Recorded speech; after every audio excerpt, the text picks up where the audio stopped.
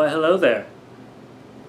It's a little after Valentine's Day. Thought I'd drink some, this is just LaCroix, out of my XOXO Alamo champagne flute.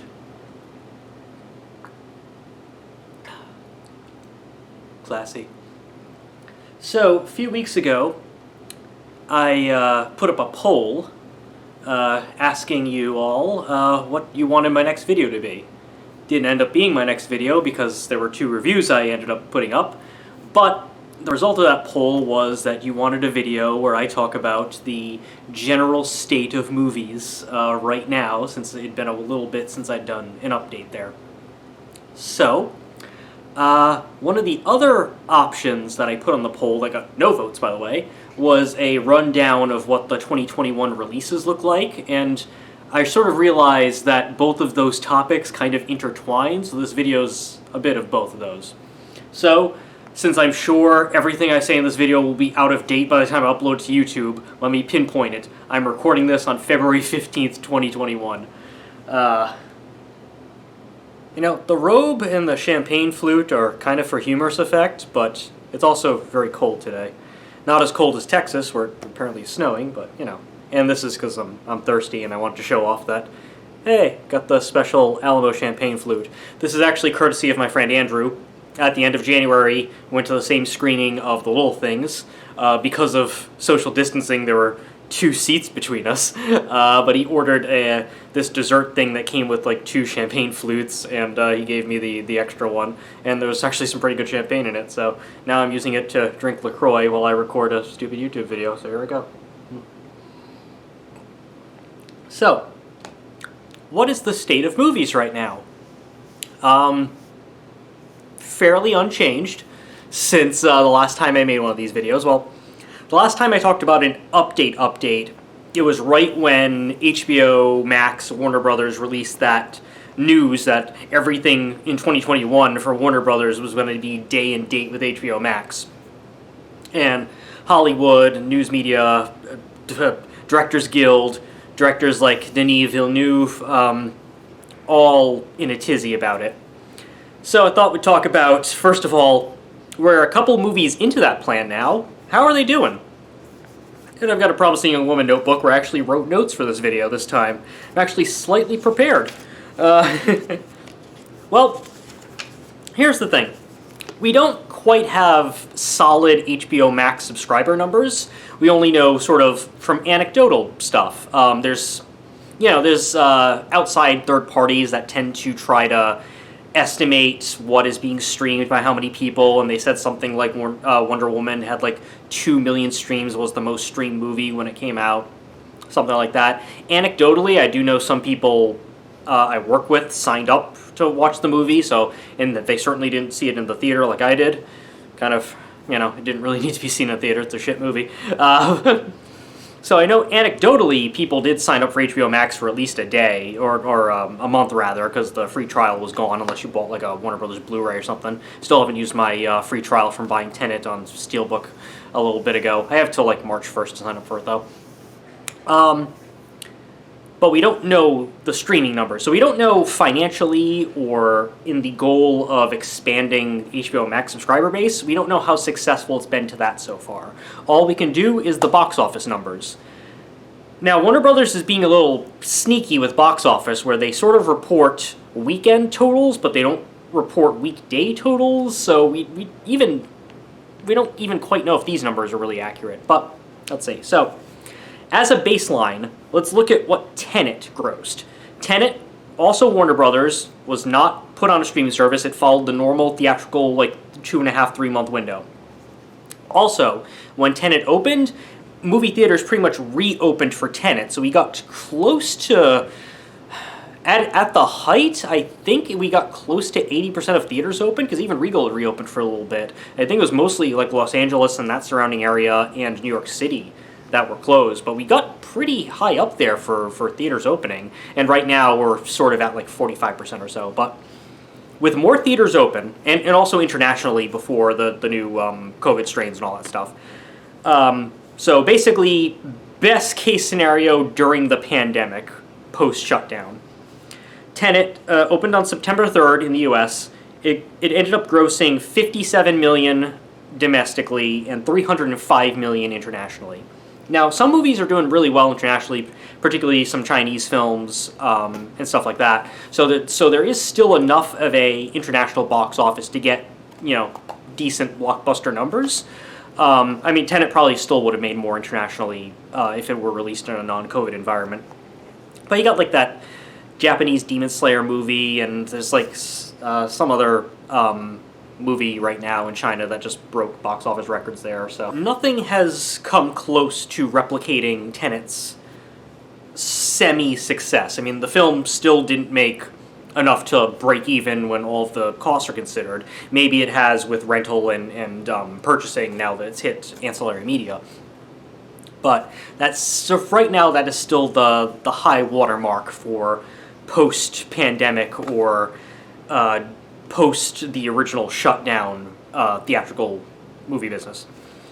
The biggest success story outside of Tenet, which is still a success with an asterisk, has been The Croods New Age.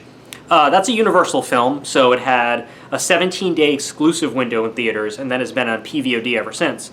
But it opened in theaters on November 25th, and it's still in theaters. And this past weekend, as I'm talking, it was the #1 movie. So this has been the most successful film as far as a marathon approach, where it's staying in theaters all of this time. Week after week, it's still grossing money, while it is simultaneously available on a rental streaming service.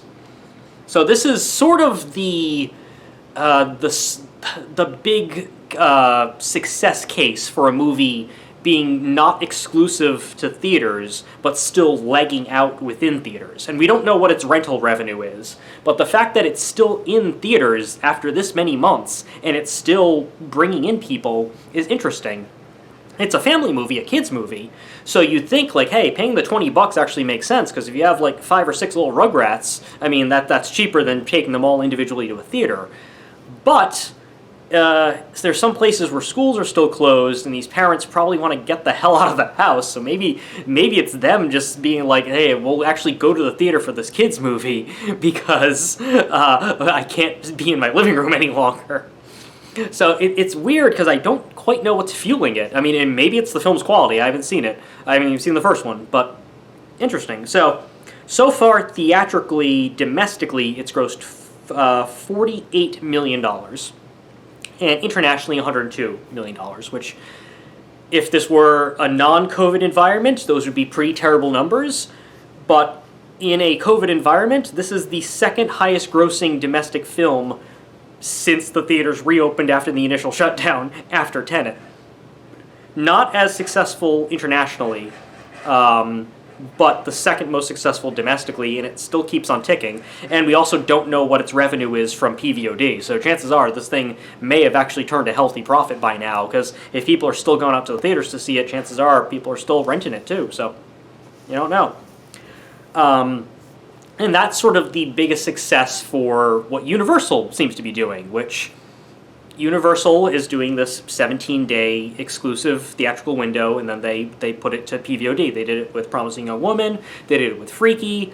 It looks like they'll continue it in the not too distant future, at least until theaters seem to come to normal. Maybe they'll try to push it even further than that. Again, we don't know if the theatrical window is going to survive this at all, but Universal is providing product to theaters, and theaters need product to show. So they became a bad guy because they did the Trolls World Tour thing and all that stuff, and now they're someone who is one of the few people, or the few studios, giving a consistent product to the theaters to show.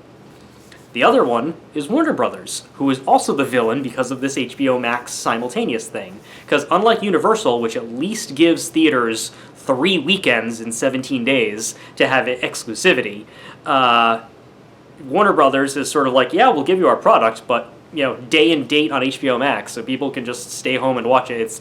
It's not like Freaky or Promising Young Woman, where if you wanted to see it right away, you had to go to the theater, and you only get to see it at home after all the theater people have pretty much already spent their money on it.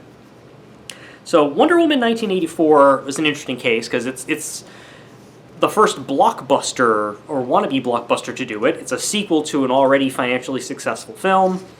It has, name actors in it and everything, and it opened on Christmas Day. And having worked at a theater for years, Christmas Day is a pretty busy day at the movies. So it opens on Christmas Day. It opened a little bit earlier internationally. So far, it has grossed $41 million domestically, so that's 7 less than Croods and 16 less than Tenet. And it's grossed 115 internationally, which is still a little bit above what the Croods did, but about less than half of Tenet. Now, with Wonder Woman, HBO Max is doing it where it's 30 days shared, and then after 30 days goes, they rip it off HBO Max. So Wonder Woman 1984 is no longer on HBO Max. So 30 days for HBO Max in theaters, then they rip it off HBO Max, 30 days exclusive to the theaters. And then after that, it goes to the PVOD window. So at that point, you can rent it on, Prime Video or iTunes or wherever you rent your PVOD stuff. It seemed like Wonder Woman brought enough people to HBO Max just from talking to people anecdotally. But also, I went to go see this movie on Christmas Day. And it was very hard to get a ticket at any of the theaters around here. Alamo, where I normally go, was sold out. There's also an AMC that is almost within walking distance from where I live, but I drive, the 20 minutes to Alamo because I prefer it.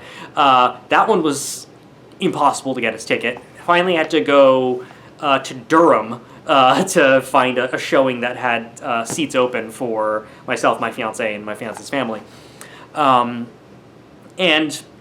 so all of these theaters were selling out, albeit with the capacity restrictions. I think we're still at 20% or maybe 25% capacity restrictions in my state. Not 100% sure on that. So with all of the capacity restrictions and everything, it was still, pretty as packed as that theater can be with those restrictions. And then all of the other showings around it, because it was almost the only thing showing, still very packed. So that is probably... Right now, that is sort of the high point for what a movie can do in this current environment with the closures and the capacity restrictions and people just being scared to go to a theater right now. That seems to be the high water mark. Now, this HBO Max Warner Brothers thing, a couple more movies have been released under that model. I didn't look up the Studio Ghibli one because it didn't do very well. But The Little Things, where I got the flute from, so far, that has grossed $10 million domestically and 6.4 internationally, which makes sense. It wouldn't make as much international. It's a domestic little serial killer movie. It's a perfectly fine movie. I enjoyed it. It's nothing special, but I liked it. And then the movie I saw just yesterday, Judas and the Black Messiah. That is so far 2.4 domestic, no international total as of yet. The HBO Max isn't available internationally for the most part, so the international total is pretty much. Unless people are pirating in other countries, the only place you can go see it, those are in the theaters. So, but Judas and the Black Messiah is also a movie that sort of plays a little bit more domestically than internationally. It's about, domestic racial politics, stuff like that. Very good movie, though. Do highly recommend that one. Glad I get to see it in the theater.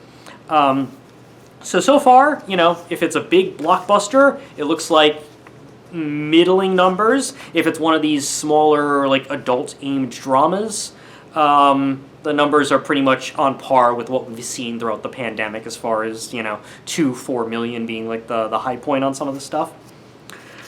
So where we are currently is that studios are still afraid to push anything theatrically, at least exclusively. Universal has their little window. Warner Brothers has their little day and date with their streaming service.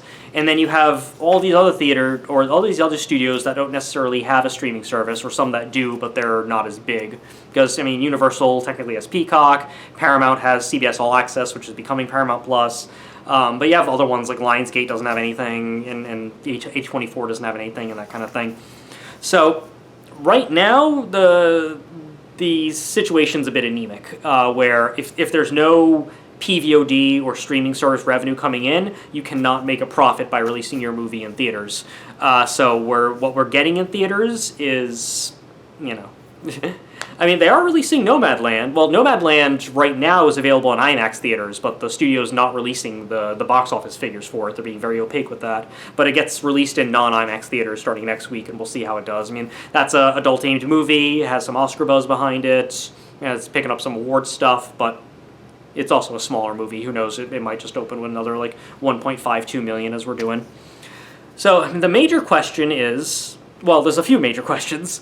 When will things get back to normal? Which that's in and of itself, that's also more than just that question. Buried within that question is stuff like, when will people feel safe to go? When will studios feel safe to release their bigger movies, even if it's not with any other ancillary revenue? When are they going to release like their exclusive theatrical stuff again, or when will they feel confident to do that? So you have, when will the studios feel safe for monetary reasons, and when will people feel safe for health reasons? And if things do go back to normal at some point, does the theatrical exclusivity window go back to normal, or is the cat out of the bag? Because will theater chains at that point feel like they have to leverage? It's like, if you may want, Fast and Furious 9, or you may want No Time to Die to be theatrical exclusive, but you're giving us all these other movies that aren't going to be, so we're not going to play your big movie unless you also make your smaller movies. I don't know. I'm not sure, and there's not enough subreddit Wall Street bets to keep AMC floating for that long if they stay closed. But state of the movie business right now is still But I was taking a look at the release date schedule that we have, which is definitely going to change from where I wrote right now. But I got these release dates from boxofficemojo.com, by the way. So some of these might be not up to date, but they usually do a good job of updating things on that one. And you can kind of tell from the schedules where Hollywood is hoping theaters will be back to normal and when they think it'll be back to normal. Because it looks like they are hoping for early summer, like around Memorial Day, because that's when the first big movies that don't seem to also be going to streaming service have dates. But they'll probably be pushed back. And where they're really thinking is in the fall. And, a lot of this is contingent on how well the vaccine stuff goes. If we can get to herd immunity, or we can get a lot of people vaccinated by the summer, then maybe more people will feel comfortable going to the movie theaters, and then they can lift capacity restrictions and all that stuff. If they can't, then it's probably further. I think the health of the theatrical experience is inexorably tied with how fast people can get the vaccine and everything. Also contingent on this is what movies will bring people into the theater, even if they're a little reticent. It could be like, I'm not gonna risk it for little things, but I'll risk it for Black Widow or something. It also remains to be seen if some of these studios will end up dumping some of the stuff to VOD or doing a streaming service thing or what have you. But let's take a look at the schedule and we can kind of see from there. So, for the rest of February, not much as far as larger releases. I mentioned Nomadland comes out next week, the 19th. That's, again, Oscar buzz, but it's still an adult-aimed drama. It's probably going to open somewhere in the 1.5 to, at the high end, 4 million range. I'd guess somewhere around the 2s. February 26th, Tom and Jerry. That's an HBO Max thing. I don't know who's interested in this. It seems like it doesn't have much buzz behind it, so I don't expect too much from here. It'll probably do a little bit better than that Studio Ghibli film that completely cratered, at least in theaters, but who knows. And then when we get to March, March 5th has Chaos Walking, Lionsgate film, so no streaming component that I'm aware of. It looks like it's going to be theatrical exclusive for a while. That's also a movie that has been pushed back very, very many times and has had many reshoots, so could be a little New Mutants situation there, or the movie's garbage. I don't know. The trailer looks interesting. Doug Liman's a decent director for most of the time. I don't know. And then Raya and the Lost Dragon, that's Disney film. Disney is sort of the odd man out here, because Disney also owns Fox, or what used to be called Fox. So they are Searchlight. So technically they're behind Nomadland, because that's a Searchlight film, and that's theatrical exclusive. Raya and the Lost Dragon, they're doing the kind of the Mulan thing, where they put Mulan on Disney Plus, but you had to pay like $30 for it. This time they're putting Raya in theaters, but they're also doing the Disney Plus whatever they're going to charge for it, 20, 25, 30, I don't know. I don't know what price. They may have decided that Mulan was priced too high, considering that film didn't seem to be very successful. So that's their thing. And then, like, they dumped Soul directly to Disney Plus, but Disney's kind of doing a movie-by-movie basis. They're not taking a one-size-fits-all policy to their release slate like Warner Brothers and Universal seem to. But I think Universal has also said if the opening weekend grossed more than 30 or 50 million, the exclusivity window would be 30 days and not 17. So, but no movie's doing that anytime soon. And then, this isn't really a big movie, but in the middle of March we get to The Unbearable Weight of Massive Talent, which is the Nicolas Cage movie where Nicolas Cage plays himself. I think that's probably going to be PVOD and theatrical release at the same day. Kind of like this past weekend I also saw Willy's Wonderland, which is a mediocre film, like a C+. Director kept freaking shaking the camera. So I'm guessing it's going to be similar to that, because Willy's Wonderland it had a token theatrical release, but it's mostly a PVOD title. And then I guess the next big blockbuster that's doing HBO Max and theatrical together, much like Wonder Woman did, is Godzilla vs. Kong. Again, this was originally dated a little bit later in the year, after it had been pushed back from the previous year. And then, obviously, this was financed by Legendary, and Legendary was thinking about maybe suing Warner Brothers because of this, and Dune, and profit participation, and all this other stuff. They ended up striking a deal. They moved it up a little bit, and then they pushed it back a couple days, so it's the tail end of March it opens now. The weird thing about this movie is I don't know who would want to see this for the first time on their television set.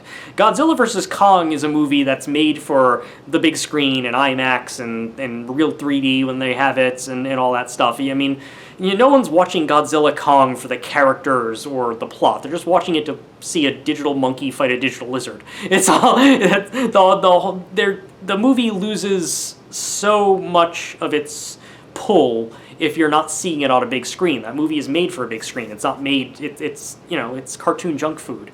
So it'd be very interesting to see if the people who are interested in that movie come out to a theater, because who wants to see that on a small screen, or if it'll just end up doing, Wonder Woman numbers, kind of, where it does, small double digits maybe for opening weekend, and everyone else just puts on HBO Max. I don't know. This also comes a couple weeks after the Snyder Cut comes on HBO Max. I don't know if I've heard different things about whether they're gonna have like a one weekend like Fathom event almost release for that in theaters, but it's 4 fucking hours and it's Zack Snyder and Zack Snyder snucks. Well, I mean, I guess some people still like his movies. That's why we are getting a Snyder Cut. I don't have high hopes for it, but so we'll see what happens with Godzilla Kong. That's going to be the interesting one to look at, to see, because for a movie that is absolutely built to be seen on the big screen, does that do anything? And then as we get into April, the first movie of April 2nd, is the movie Nobody, which is the Bob Odenkirk action film. Originally it was dated for February, and they pushed it back to April. The trailers, I'm still seeing the trailers with the February date on it. It was originally dated for February 26th when I go to the film, when I go to the cinema.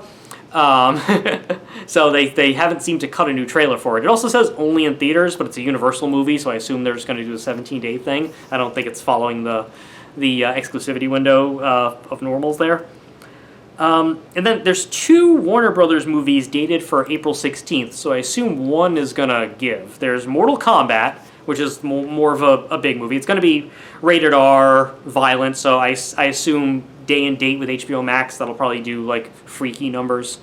And then Reminiscence, which apparently is a sci-fi film with Hugh Jackman. I don't know much about it. I assume they'll probably push Reminiscence somewhere else. I'm not sure if Warner Brothers wants 2 of their stuff to come out on the same day, because especially if people are paying for HBO Max by the month, they probably don't want too many movies in the same 30-day window for people to cancel 1 month in. They want to retain these subscribers, so I wouldn't be surprised. And then we get to the summer, and this is when the dates might really change. Now again, anything that's dated by Universal will probably stick because of their deal. Anything that's dated for Warner Brothers will probably stick. It's every other studio that is a little wonky there. So the movie that wants to kick off the summer movie season, remember when that was a thing, is Black Widow. Now, Black Widow has been very touch and go, because it seems like Black Widow, they have the most freedom to move that around because it's a prequel. So unlike a lot of the other MCU movies where they all kind of connect with each other, so you can't really change their order or change the dates too much, it seems like they'd have more flexibility to move Black Widow a couple different places. But there's been a lot of pressure, I assume, from shareholders as well as some of the fan base to just release Black Widow on Disney Plus, either with either a premium price or just regular. But I know they probably don't want to diminish the brand value by putting MCU movies on Disney Plus. They already have WandaVision and their MCU TV shows, and that's their own little thing. That still ties in. But they probably don't want to put one of their like big blockbuster movies that could make billions of dollars in the right environment on Disney Plus. I assume not. I mean, if this thing drags on a lot longer than people are hoping, even with the vaccines and stuff, they may just bite the bullet and do that. But it looks like they still want to try to stick to theatrical exclusive on Black Widow. And if they do that, then anytime that gets pushed back, everything else for the MCU gets pushed back. And the other two MCU movies that were supposed to come out the same year and are still dated for 2021 now, Shang-Chi and The Eternals. So if you move Black Widow back, if it connects to those, I don't know, maybe it doesn't, and they can switch the order if they need to, it pushes back the entire slate. And that may also mess with their MCU TV shows, because if they tie in with the movies as well, then you have to make sure there's synergy and everything, so it's very, very difficult there. But right now they're dating Black Widow for May 7th, and we'll see if that sticks. May 14th has a movie called Those Who Wish Me Dead. I don't know anything about that. I think it's a Warner Brothers movie, though, so it'll probably stick. And then May 21st has Free Guy, which was a Fox movie, so it's technically Disney now, and Spiral, the new Saw movie, which is Lionsgate. Again, probably get pushed back, because, I mean, unless there's enough vaccinations to go around where people start to come back to the theater more when you get to, like, April and May, these are probably going to get pushed back. Because unlike, Lionsgate seems to probably want Spiral to get some theater money, because they dumped Antebellum direct to PVOD, and that finally went to Hulu, so I watched it this weekend, and it's not a very good movie, so I understand why they dumped it now. But they probably don't want to dump their big new Saw movie on, especially if they're dating in the summer. That seems like they're pretty confident in their product, so they're probably not going to dump that anywhere. And Lionsgate obviously doesn't have a streaming service; they're a mini major at best. Free Guy, I mean Disney owns it. They could wait to push it back. They could do the Mulan thing. They could do the Rey and the Last Dragon thing. Disney has their different options. So that's why it's probably the hardest to figure out what Disney will do with their movies, because they haven't chosen that one-size-fits-all. So it's a little wonky there. But they've already pushed it back once. It was supposed to come out in the last quarter of last year. So then June 11th, first movie of June is Peter Rabbit 2. That's been pushed back like 2 or 3 times at this point. So that's clearly a movie that they want in theaters. June 18th, we got In the Heights. That's Warner Brothers, so it's probably staying on that date. The Lin-Manuel Miranda musical. I assume that they'll probably keep that there. I don't know how well it'll do for HBO Max. I mean, Hamilton is obviously a different thing, and that obviously did well for Disney+. But that was a filmed stage play.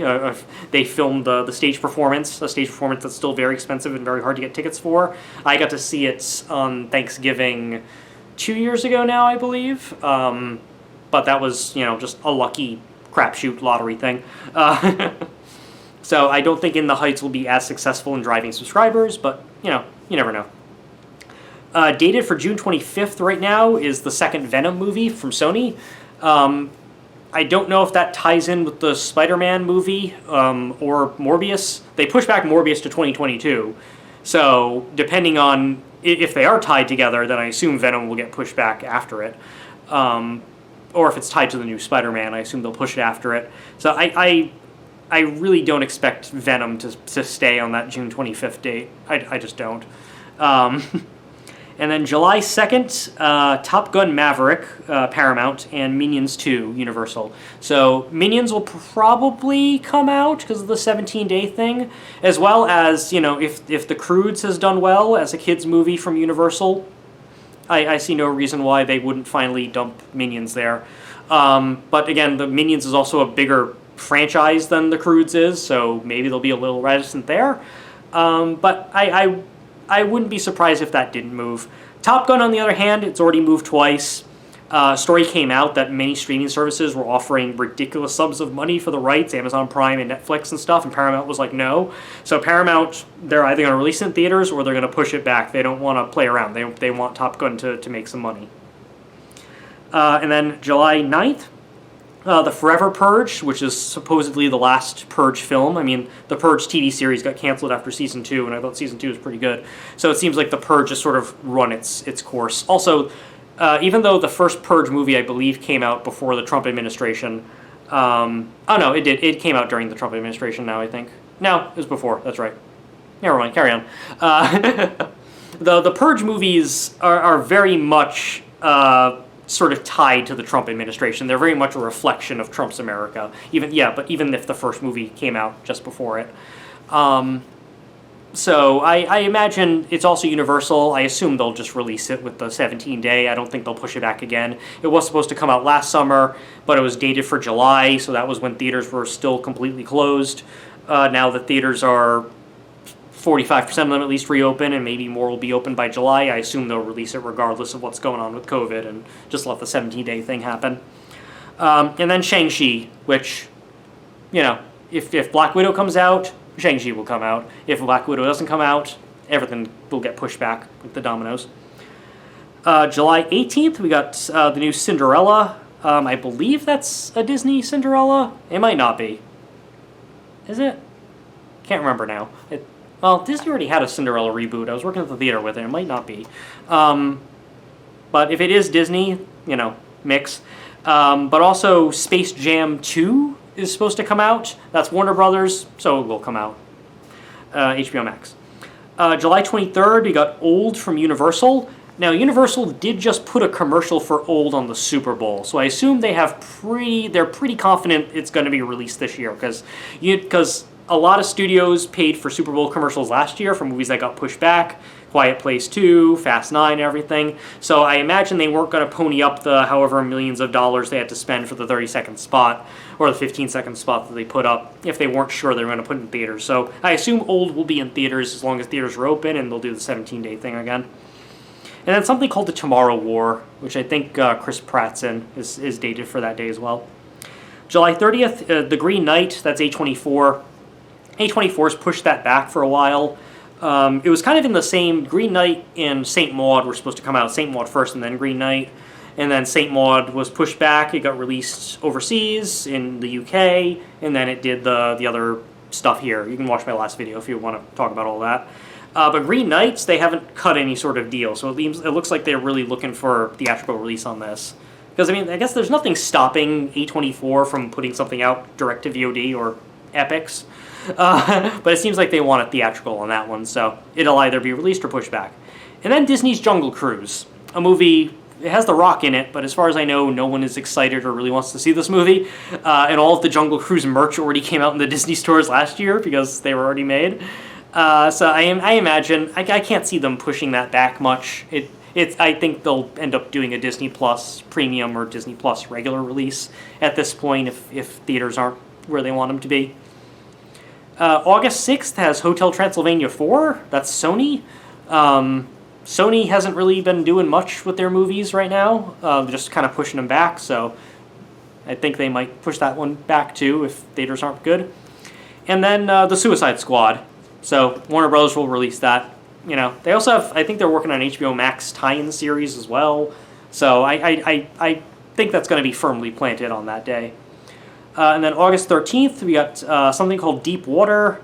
We got Respect, which is the Aretha Franklin movie that was supposed to come out in January of 2020, I think, and then they had to push that back. And then Bios, the Tom Hanks robot dog movie, I think. Or he creates a robot to look after his dog or something. That was just recently pushed back. at this point we're just speculating once it gets as far as that. August 20th, The King's Man, which has been pushed back a number of times. That's a Fox movie, so it's Disney. They keep pushing it back, though, so I assume they're going to try to stick to theatrical on that. The Paw Patrol movie, I assume they could just release that VOD if they really need to. And then The Hitman's Bodyguard's Wife, a sequel to a movie no one talks about. So anything could happen with that one. August 27th, we got Candyman reboot / sequel, I guess. I believe this is also Universal, if I'm not mistaken, so maybe they'll do the 17-day, but they've pushed it back like 3 or 4 times at this point, so they seem to want to stick to theatrical on it. September 3rd has Jackass 4 and the new Resident Evil reboot. They could easily release Jackass VOD, and I think it would do pretty good money. So that's a Paramount movie. I think Sony has the Resident Evil rights. That would make sense. So I don't know what they'll do with that. September 10th has Malignant. That's a James Wan, Warner Brothers movie, so that'll definitely come out. September 17th has Boss Baby sequel, Death on the Nile, which has already been pushed back, that's Fox, and A Quiet Place 2. I'm 100% sure that if they've pushed it back this many times, Sony is going to wait till theaters are 100% to put out A Quiet Place 2. So that could very much move. Boss Baby, any of these kids' movies seem to do well on PVOD, so I'm always a little reticent to say that they'll stick to a theatrical date. I could very much see that easily going to VOD. I also think Netflix is a Boss Baby TV show, so they already have a relationship to sell it if they need to. Death on the Nile, again, Fox, so it's Disney, so it's a crapshoot. September 24th has The Eyes of Tammy Faye, which seems like it might be Oscar bait. Dear Evan Hansen, which I believe is a Warner Brothers movie. I believe that's Warner Brothers, so that'll probably still come out. No, you know what? It's not. Is it Universal? I think it's Universal, actually.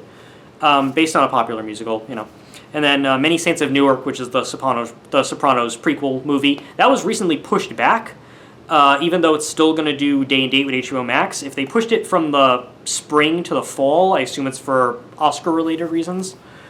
But I'd say it's probably coming out then. October 1st has the Addams Family sequel, the animated version, so it could still come out. And then Dune. I don't know if Warner Brothers and Legendary have hashed it out on Dune. For all of the movies that Warner Brothers is releasing next year, Dune is the one question mark where I'm still not sure if it's going to go to HBO Max yet. Especially when the director writes an op-ed excoriating the studio for putting it out on HBO Max. So Dune is still a question mark. So it's interesting. I'm not sure if they'll end up scrapping HBO Max or they'll give it an exclusive window in theaters, or they'll release it internationally like a month before or something. They're probably going to do something tricky with Dune. Let's see. October 8th, No Time to Die, the James Bond movie, which has already been pushed back multiple times. Sony, actually no, this is Universal now, but Universal MGM. But the rights holders for Bond, they are going to wait until theaters are 100% to release this movie. If this was another movie, much like Top Gun, where the streamers wanted to buy it, but the price was too high on this one. October 15th has Halloween Kills. That has been pushed back an entire year from last year. Universal movie, so maybe they'll do the 17-dayer on it, but considering how much the last Halloween movie made, they may hold off. October 22nd, Last Night in Soho, that's the Edgar Wright movie, and a Snake Eyes G.I. Joe prequel movie. October 29th, Antlers. This was a movie that was supposed to come out, I think, in March of last year before COVID happened, March or April. There was talk that maybe this would go to Hulu, because I believe this was a Searchlight movie, so Disney owns it now. So maybe they would cut a deal with Hulu, but they ended up, and they didn't have, it was TBD for a while. They didn't even push it back. They just took it off the release schedule, and they finally landed it there. I'm assuming that's Guillermo del Toro saying you're going to release this in theaters since he produced it, but I don't know. But I was surprised that they dated it again. I was really thinking that would end up showing up on Hulu. November 5th, this is interesting. The Eternals is dated for that date, MCU, so whether it goes on that date is continued on the other two. But also the third Spider-Man movie, so another MCU movie is dated for the same day. So even if theaters are back to 100% by November, which is iffy, one of those, they're not going to release two Marvel movies on the same day, even if one is Marvel proper and one is Sony Marvel. They're not doing that. They're going to play chicken and one of them's going to move. And then Clifford the Big Red Dog. November 11th, Ghostbusters Afterlife, which, I'm dying to see. Sony keeps pushing this back. Sony is determined for Ghostbusters to be a cash cow franchise for them because Sony is thirsty for franchises. They lost James Bond. Men in Black International didn't do anything for them. So if Ghostbusters doesn't take off, they're kind of effed. So they're gonna wait till they're in a safe position for that. I mean, all of the licensing agreements, all of this new merch that's been coming out. It seems like there's a new piece of Ghostbusters merch every day that's coming out being licensed. Sony wants Ghostbusters to be successful so they can keep making money off it. November 19th has Mission Impossible 7, which is still filming right now, I believe. I don't see that coming back into theaters in a compromised market. I think they will wait for at least international theaters to be wide open for that one. And then King Richard, the father of the Venus and Serena Williams movie. Funny thing about that, so Will Smith is in that, and Will Smith has like a theatrical only clause in his contract. So Warner Brothers must have ponied up some money because they started putting the clips from that movie into their HBO Max commercials. So it will be coming out, but I'm sure they had to pay off Will Smith something big. Plus, I mean, Will Smith has been so thirsty for an Oscar that he. November 24th is Encanto. That's a Disney animated film, so, that could go either way. December 3rd, Nightmare Alley. That's Guillermo del Toro's new movie. If that's either coming out theatrical or it's not coming out at all, because I assume that's what del Toro wants. December 10th is West Side Story, the remake of the musical, directed by Steven Spielberg. That's Warner Brothers, I believe, so that'll come out. And then December 22nd has The Matrix 4, so Warner Brothers, it'll come out. And then Sing 2, the animated movie. And that's pretty much what we're looking at for 2021 right now. Now, granted, if things get sort of back to normal or the theatrical place looks better, then you might see more movies move around this a bit. Like, Morbius was pushed back to February of 2022, and a couple other movies were pushed back to 2022, like the Escape Room sequel, I think was. But if you start seeing people coming back to the movies, and then, the appetite becomes there again, chances are they'll flood a lot of these weekends with even more releases at this point. So it depends. I mean, look, I've seen 3 movies in 2021 right now. I saw The Little Things, which was fairly well attended. It probably was close to sold out, again with the capacity restrictions, because I saw a 7:30 show, and then the theater immediately added a 7:35 show in order to make the cutoff before like the 10 o'clock like curfew thing that North Carolina has. So it did well opening weekend for the theater here. Also, I want to say the Friday night that I went to see The Little Things was the most crowded I had seen, and crowded I'm using loosely, but it was the most cars I've seen in the movie theater parking lot since pre-COVID. It still was way emptier than it normally would be at the Alamo Drafthouse, because normally you have to fight for a parking space there, especially if you go on a Friday or Saturday night. But it still looked the healthiest it had been. So that did well. Willy's Wonderland, I saw that on a Thursday night after I got off of work, and it seemed like the theater was pretty well populated for a Thursday night at 7:45 show. Albeit, again, capacity restrictions, so there were still, many seats open. I think my entire row was open except for me, so not sold out, but it for a Thursday night, for that movie, did well. And then I went to a Sunday afternoon show of Judas and the Black Messiah. There was a handful of people in there, but, a 3:15 show in the middle of a Sunday, that's not exactly prime weekend time, and that movie, much like Little Things, also day and date with HBO Max, so you don't know how much that's cutting into their business. But that's where we are right now for 2021. there's enough movies on the schedule that also have PVOD or streaming deals that I don't see there being a release desert like there was after Tenet, because after Tenet came out and we saw that movies weren't doing really well, there was kind of a lengthy dry period where movies just kept getting pushed back and nothing was coming out. So between like the middle of September, when people realized people weren't coming back, and the end of December when Wonder Woman came out, there was only a little trickling there. Obviously the Croods did well. Obviously there was other special screenings of things, like I saw Mank on the big screen, and that's a Netflix movie and stuff like that. But there wasn't a lot of product that was coming out that wasn't beyond stuff like low budget horror like Come Play and stuff like that. But now, because of these other deals, it looks like the theaters are still going to have a steady stream of product to show.